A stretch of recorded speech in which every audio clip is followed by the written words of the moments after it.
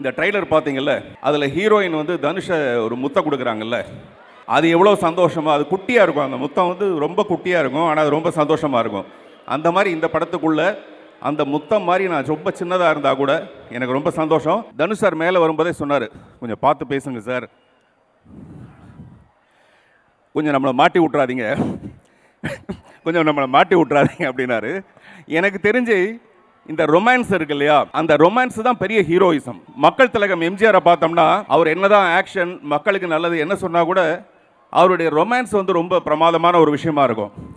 அந்த மாதிரி தனுஷ்கிட்ட நான் ரொம்ப ரசிக்கிறது அவருடைய மறைமுகமான வெளியில் சொல்ல முடியாத அந்த சந்தோஷமான ரொமான்ஸ்.